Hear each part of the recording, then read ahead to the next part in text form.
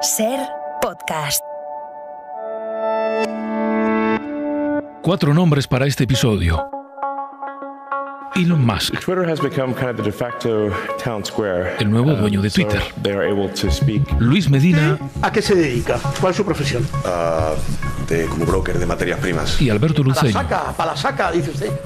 Eso lo pone usted y le contesta Medina bien. Eso es correcto, es así. Protagonistas del mayor pelotazo conocido hasta ahora en un contrato de material COVID en plena pandemia. Normal, si su intención no era lucrarse, una comisión de 80% en los guantes, 71% en los test. Crónica 24/7. Y Felipe VI. Debemos estar en el lugar que constitucionalmente nos corresponde. Ahora que conocemos que su patrimonio alcanza los 2,5 millones de euros. Respetar y cumplir las leyes y ser ejemplo de integridad pública y moral. Soy Pedro Blanco, esto es Crónica 24/7. Episodio 18.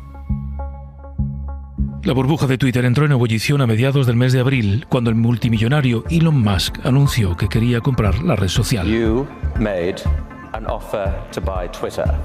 Why? How'd you know? Los usuarios de esta red sospechan de las verdaderas intenciones del nuevo propietario de Twitter, empresa por la que ha pagado más de 40.000 millones de dólares. Elon Musk tiene 87 millones de seguidores en Twitter. El pasado 27 de abril escribió en esa red: para que la gente pueda confiar en Twitter debe ser políticamente neutral, lo que significa molestar a la extrema derecha y a la extrema izquierda por igual.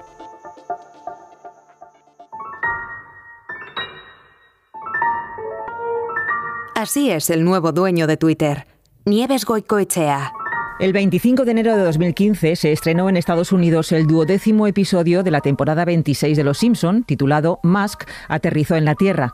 Elon Musk era el personaje central del capítulo que aterrizaba en el patio de esta controvertida familia. Hola, soy Elon Musk. ¿Pero qué? Papá, no. Elon Musk es el inventor más importante que existe en la actualidad. Tú eres el tío que les puso ruedas a las maletas. Dios te bendiga, bendito seas. Yo no soy ese. Homer le ofrece trabajar en una planta nuclear de Springfield y Musk acepta porque tiene un nuevo proyecto que explicarles. Tras muchas complicaciones y fracasos, Homer le invita a irse y Musk termina regresando al espacio porque se siente incomprendido, aunque echa de menos a Homer. Diario de Elon, fecha 25 de enero de 2015. He dejado Springfield para siempre, pero hay cosas que echaré mucho de menos. En los delfines de Miami, el delfinito también lleva casco. Lleva casco. Lleva casco. Está claro que los hologramas aún no han pillado el punto. Ser o sentirse incomprendido. Ese ha sido quizá el estigma que arrastra desde niño. Una inteligencia privilegiada, un carácter introvertido le llevaron a consumir compulsivamente libros de ciencia ficción y a soñar con que algún día él salvaría a la humanidad enviando cohetes para explorar y vivir en otros planetas. En su biografía más o menos autorizada, El empresario que anticipa el futuro se llama, el periodista Ashley Vance rememora los problemas que tuvo en la escuela. Sufrió bullying en la escuela y fue ignorado por sus compañeros. He entrevistado a muchísimas personas que fueron con él al colegio y me dijeron lo mismo. Nunca habrían esperado que hiciera cosas espectaculares. A Elon Musk nunca le ha importado el dinero. En su casa había suficiente. Su padre era comerciante de esmeraldas y él ha arriesgado muchas veces su fortuna porque no tiene miedo y se lo puede permitir, como acaba de decir con la compra de Twitter. Sí desprecia profundamente a la gente poco creativa. Ni siquiera aguantó de becario en un banco. Trabajó como becario en un banco y se fue pensando que los banqueros estaban sordos y pensaban como un rebaño. Sus ideas en los años 90 chocaban mucho con esos banqueros sordos que hemos escuchado. Hizo sus primeros negocios con la novedosa tecnología de pagos por Internet a través de PayPal. Le importaba el valor de las acciones en los negocios, pero más la plasmación de sus sueños. Muchos le tacharon de loco cuando invirtió en fabricar coches eléctricos e inteligentes y revolucionó esa industria desde la empresa Tesla. Esta compañía le ha convertido en el hombre más rico del mundo, pero la pregunta es, ¿cómo lo hace? Javier Ruiz, jefe de economía de la SER, nos da la clave de esa ganancia exponencial que generan sus proyectos tecnológicos. Elon Musk no gana dinero vendiendo coches. Tesla vale más que el resto de la industria del automóvil de Estados Unidos junta. Tesla vale más que Ford Motor Company, que General Motors, que Nissan, todos ellos sumados. Es evidente que nadie vende tantos coches como todos los demás, es evidente que no gana dinero por los coches. ¿En qué está ganando dinero? Los coches de Tesla son eléctricos, no contaminan. Todos los demás coches del planeta no lo son, sí contaminan. ¿Con qué gana el dinero? Los demás fabricantes de coches le están comprando los derechos de contaminación, de CO2. Él está ganando derechos con esto. Con Tesla experimenta en dos campos que anticipó como negocio en los años 2000, las energías limpias y los viajes privados al espacio. Curiosamente, a Elon Musk no le importaban las personas una a una, no tenía facilidad de tratar con ellas, pero sí la humanidad en su conjunto. Y es ahí donde entra SpaceX. 10, 9, 8...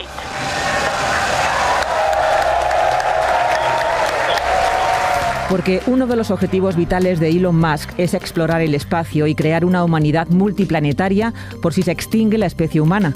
Para eso creó en 2002 esta empresa aeroespacial, SpaceX, que pretende reducir los costes de las misiones interplanetarias y establecer una colonia permanente en Marte. Hemos preguntado al redactor jefe de ciencia, Javier Gregory, si se puede considerar a Elon Musk un visionario, simplemente, o un negociante, como dicen muchos de sus 80 millones de seguidores en Twitter. SpaceX ha diseñado y construido la nave espacial que ahora utilizan los astronautas de la NASA, la Dragon, y que acaba de batir esta semana un récord, porque ha logrado ir a la Estación Espacial Internacional con 4 astronautas en solo 15 horas, que nunca se había batido esta velocidad. Y además está intentando, y lo está consiguiendo, lo más difícil, que el cohete que envía esta nave al espacio regrese a su plataforma de lanzamiento, como los aviones hacen ahora para ser reutilizados. Es decir, que en cada viaje no utilizas un avión diferente, y esto pasaba hasta hace poco en el sector espacial, y es una auténtica revolución. Nadie lo había conseguido antes, que los cohetes y las naves se puedan reutilizar, como desde hace muchos años se hace con los aviones. Musk ha montado en estos años una empresa de excavación de túneles porque los atascos le agobian, y se ha interesado también y ha invertido en investigar el cerebro humano, que nos conectemos con Internet a través de chips fijados en nuestra cabeza, aunque esta idea, decía Javier, ha molestado ya a los científicos. Su compañía, Neuralink, pretende ayudar solo a las personas con lesiones cerebrales, pero muchos científicos advierten que este tipo de proyectos ponen en peligro la libertad del ser humano, porque permitiría en un futuro manipular incluso nuestras mentes al introducir estos chips, ¿no? Cohetes, chips cerebrales, persona del año 2021 para la revista Time y una de las 15 personalidades que se hicieron multimillonarias a una edad temprana. Su patrimonio personal asciende a 220.000 millones de dólares. Se le acusa de ser un maltratador en el trabajo. Él trabaja 120 horas a la semana y traspasa esa tensión a sus empleados. Incluso despreció a su principal asistente, Mary Bear, que le pidió un aumento de sueldo tras casi 30 años sin atreverse. Y como ha escrito su biógrafo, Ashley Vance acabó despedida. Elon le dijo a su asistente que se tomara un par de semanas para aclarar su mente. Cuando volvió, Musk le dijo que se había dado cuenta de que podía vivir sin ella. Creo que ella no se lo tomó muy bien. La última aventura es la compra de la red social Twitter para convertirla en la plaza pública de la libertad de expresión, dice este empresario. No es un fin tan altruista para quien posee la mayor fortuna del mundo, reflexiona la escritora Nuria Lavari en el diario El País.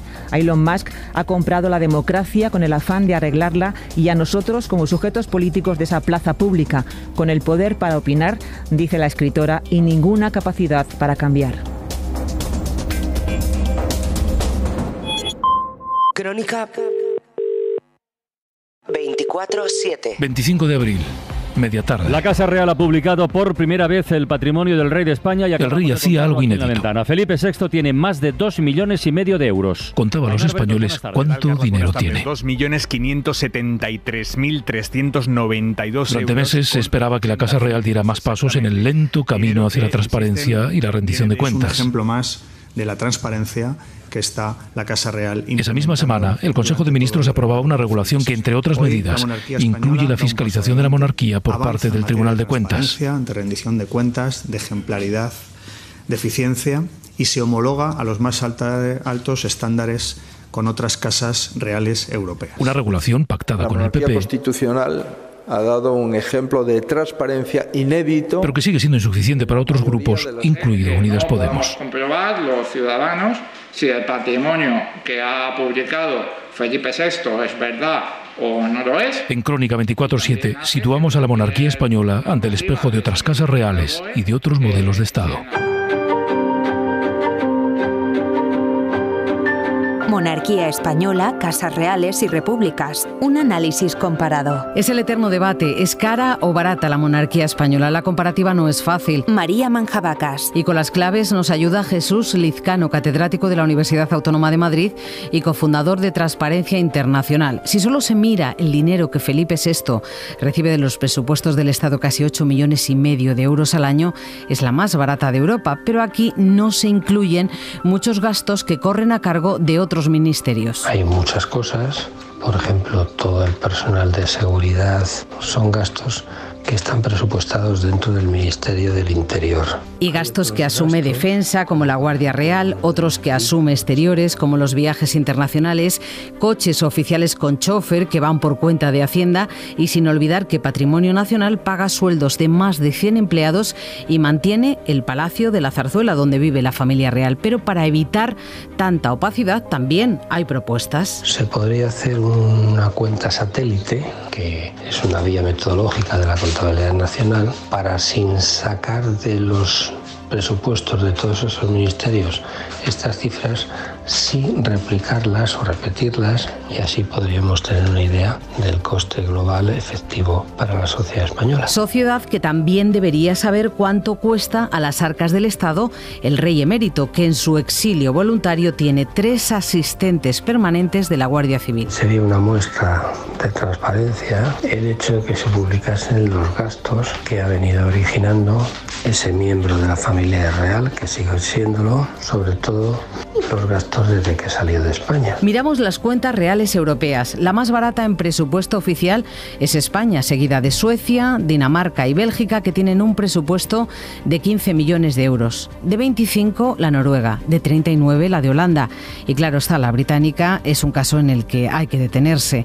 En líneas generales es mucho más rica y más transparente en la partida del presupuesto que recibe del contribuyente, no en cuanto a la fortuna de la reina, que en sí misma es millonaria. Cuentas que buscamos en Londres con Begoña Arce. La familia real británica dispone de una considerable fortuna. Está por un lado el presupuesto oficial de la Casa Real que pagan los contribuyentes y por otro el patrimonio personal de la reina. El primero es más transparente, el segundo francamente opaco. La Casa Real recibió el año pasado como presupuesto para los gastos oficiales de la soberana y para el mantenimiento de los palacios reales el equivalente a 100 millones de euros. Eso supone una contribución de 1,53 euros por cada persona en el Reino Unido. El empleo de ese dinero se publica anualmente.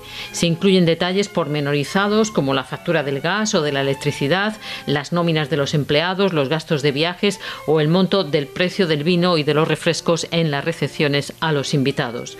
De ese dinero, la reina también decide la asignación que reciben miembros de la familia real que participan en actos que representan a la corona. Para garantizar su seguridad financiera, los monarcas británicos disponen también del Ducado de Lancaster, que son terrenos agrícolas, castillos, centros comerciales, que generan en torno a 25 millones de euros al año. Es un dinero que Isabel II destina a gastos privados, o a veces también oficiales, de otros miembros de la familia real. Y está también el Ducado de Cornualles, que se creó para garantizar la independencia económica del heredero al trono. En estos momentos es administrado por el príncipe Carlos, quien distribuye asignaciones a otros miembros de la familia real, por ejemplo a Guillermo y a Catalina, los duques de Cambridge. Y está por último ese patrimonio personal financiero de Isabel II. Nunca se ha hecho público, pero se calcula entre 350 y 400 millones de euros. Los papeles del Paraíso desvelaron algunas inversiones de ese patrimonio en un fondo en las Islas Caimán. También se ha sabido que la reina, que es una gran aficionada a los caballos y es propietaria de valiosísimos Pura Sangre, ha venido ganando millones cada año en el hipódromo. Y con los dos extremos comparamos en Europa. Si comparamos con las otras monarquías, no tanto ya el coste, si son más baratas o más caras, sino el nivel de transparencia, hemos de decir, yo por lo que he investigado, pues creo que la Casa Real Española es de las más transparentes de las 8 monarquías parlamentarias, junto con Noruega.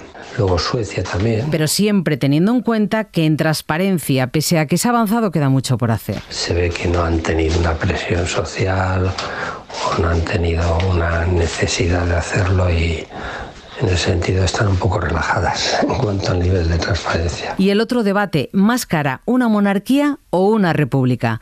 Si tenemos en cuenta el parámetro del dinero que recibe del Estado, Alemania es la más barata, recibe unos 20 millones de euros al año. La República Francesa es 5 veces más cara, cuesta más de 100 millones de euros. Y en el ranking, Italia, con diferencia, la más cara. Roma, Joan Solés. El presidente de la República Italiana es, como jefe de Estado, garante de la Constitución.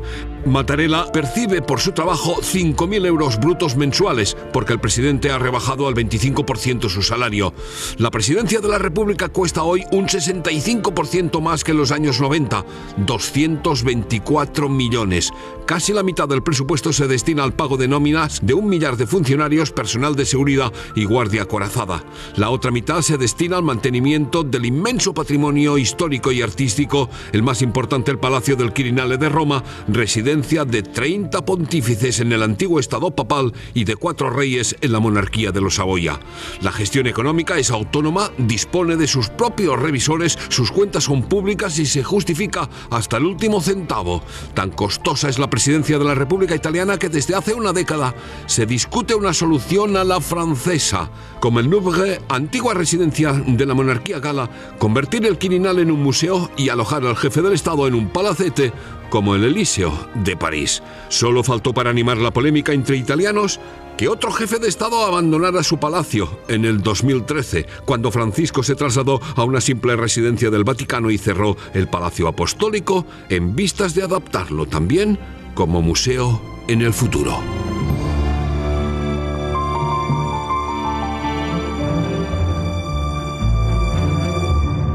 Crónica 24/7. El 31 de marzo se conoce que la Fiscalía Anticorrupción investiga el cobro de comisiones millonarias por parte de 2 intermediarios que habían vendido mascarillas y test defectuosos al Ayuntamiento de Madrid. El monto total, si lo sumas entre lo que se lleva y lo que me llevo yo me llevo menos de un 10%. Aparecen en escena entonces Luis Medina y Alberto Luceño. ¿Usted cuando fija los precios, los fija usted o la señora Collado? ¿Quién fija los precios? Los fija Sanchinchón. ¿Y la comisión suya también la fija Sanchinchón? La comisión fija mía la fija Sanchinchón. Aparecen también el alcalde de la ciudad y su primo. El familiar mío no conocía a Luis Medina. La fiscalía, Sanchinchón, la secretaria del alcalde o la responsable de compras. Cada caja tenía 5 y lo que tienen es esto de aquí, lo tienen como de plástico. Esta es la crónica de un escándalo mayúsculo, del cobro de comisiones millonarias cuando morían en Madrid más de 200 personas al día.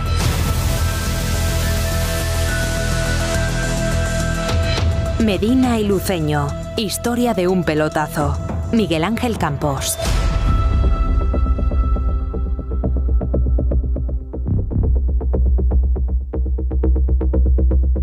El escándalo de las mascarillas en el Ayuntamiento de Madrid, por el que los comisionistas Luis Medina y Alberto Luceño se embolsaron 6,1 millones de dólares en mordidas por 3 contratos de material contra el COVID por 11,9 millones, está repleto de sombras, dudas y contradicciones. Una de las fundamentales es qué papel y por qué lo jugó el primo del alcalde José Luis Martínez Almeida, que intervino para facilitar el acceso de los comisionistas al ayuntamiento. El 7 de abril, a los pocos días de estallar el caso, Almeida afirma que se enteró de la intervención de su primo Carlos por la prensa. Me entero de que mi primo ha podido intervenir en el contrato a raíz de las informaciones, creo que publicó el diario. Pero en aquella información del diario.es a la que alude Almeida, en ningún momento se hacía referencia a la participación de familiar alguno del alcalde en la operación, con lo que mintió con aquella afirmación. José Luis Martínez Almeida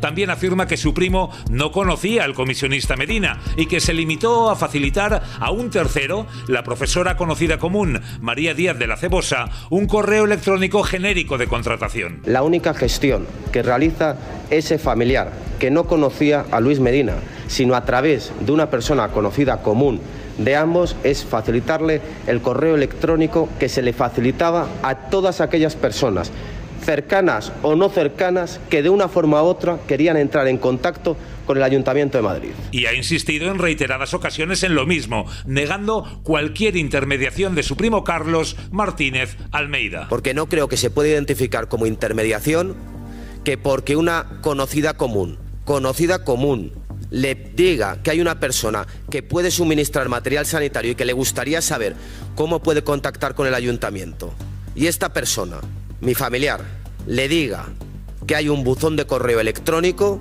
es muy difícil entender que hay intermediación. Pero estas afirmaciones entran en clara contradicción con las declaraciones del hijo del duque de Feria y Natia Bascal, Luis Medina, tanto en la Fiscalía como ante el juez. El comisionista admite que sí que habló por teléfono con el primo del alcalde y que a él le dio, y no a ningún tercero, el contacto con la responsable de contratación municipal. ¿Y esta señora, María Díaz de la Cebosa, le da a usted el teléfono de un señor que se llama Carlos Martínez Almeida? Sí. Es así. Entonces le llama y le pregunta que con quién tiene que contactar el ayuntamiento. ¿Tiene usted algún que me podría facilitar un contacto de alguien en el ayuntamiento, ya que podemos proveerles? Otro aspecto oscuro de esta trama es que el primer edil insiste en afirmar que Medina y Luceño tuvieron las mismas oportunidades que el resto de contratistas. Su primo facilitó un correo genérico y así se pusieron en contacto con el ayuntamiento, pero la responsable de contratación municipal, Elena Collado, dijo a la Fiscalía que fue ella quien llamó a Medina, que alguien, no recuerda si un concejal o funcionario, le dio el teléfono de Medina para contratar el material. No recuerdo de dónde me vino porque le puedo asegurar que había decenas de llamadas. Esa parte no la recuerdo, podía haber venido de un concejal, de otro coordinador. Me llevó el teléfono, le llamé y me dijo que tenía un amigo, no recuerdo si me dijo socio, que tenía empresas en China. ¿Quién sugirió u ordenó llamar al hijo del duque de Feria y por qué a él? Después está el asunto de las millonarias comisiones. ¿Sabía o no el ayuntamiento que Medina y Luceño eran meros comisionistas? El alcalde lo ha negado rotundo. ¿Que por qué no lo denunciamos? En primer lugar, porque nosotros no sabíamos el cobro de comisiones que se había producido desde Leno hasta estas dos personas. Nunca supusimos que ese dinero iba a acabar donde acabó. Pero la alta funcionaria municipal, Elena Collado, reconoció al fiscal en marzo de 2021 que efectivamente ambos tendrían que cobrar algo por la operación si ni la empresa Leno era suya ni fabricaban aquellos materiales. Yo sabía que las fábricas no eran suyas y que el producto no era, que entendía que si eran fábricas con las que habitualmente trabajaba, pues supongo que tendrían. Y Elena Collado no es una recién llegada a la contratación pública a la que a priori resulte sencillo engañar. Desde 1995, prácticamente de forma ininterrumpida, ha ocupado las más altas responsabilidades en materia de Hacienda,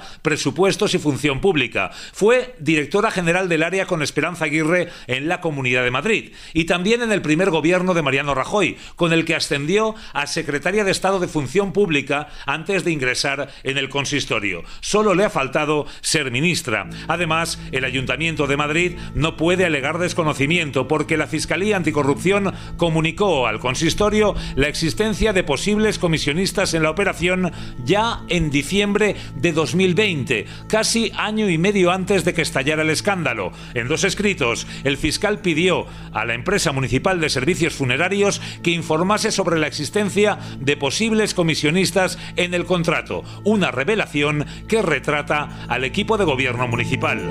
Por otra parte, se intenta circunscribir el caso a las relaciones entre los comisionistas y Elena Collado, pero todos los correos electrónicos iban con copia a un buen número de funcionarios y a la concejal delegada del PP, Inmaculada Sanz. El equipo de gobierno estaba informado puntualmente de cada detalle de la contratación y a pesar de las sospechas de intento de estafa con el contrato de los guantes o de que 2/3 partes de los test contra el COVID fueran inservibles, el alcalde de Madrid llamó personalmente a Medina y firmó 2 cartas a favor de los comisionistas, una para agradecerles una donación de mascarillas y otra para facilitarles la importación ante las autoridades chinas. Ante los ojos de buena parte del Ejecutivo, los comisionistas se embolsaron 6 millones públicos para la saca. A la saca, dice usted.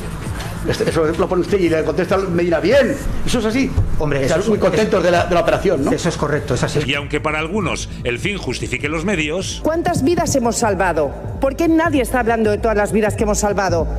Gracias a aquel maldito contrato, también lo digo. La justicia tiene otra opinión y pretende llegar hasta el final. Crónica 24/7.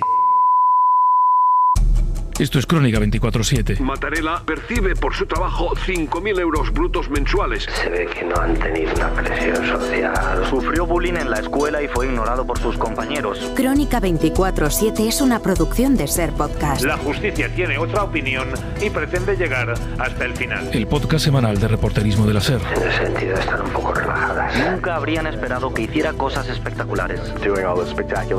Una mirada atenta y pausada a la realidad. Si solo se mira el dinero que Felipe VI recibe de los presupuestos del Estado, casi 8,5 millones de euros al año, es la más barata de Europa. ¿Por qué nadie está hablando de todas las vidas que hemos salvado? Elon Musk es el inventor más importante que existe en la actualidad. Una forma de contar la vida con los periodistas de la SER en España y en el mundo. Se podría hacer una cuenta satélite. A la saca, dice usted. Suscríbete al podcast en tu plataforma habitual de audio. A Elon Musk nunca le ha importado el dinero. Y así podríamos tener una idea del coste global efectivo para la sociedad española. Ha arriesgado muchas veces su fortuna porque no tiene miedo y se lo puede permitir. Dirección: Pedro Blanco. Te espero en el próximo episodio. Realización y diseño sonoro: Juan Aranaz. Disponible los sábados a las 10 de la mañana en la aplicación y la web de la cadena SER y en las principales plataformas. Cadena SER. La radio.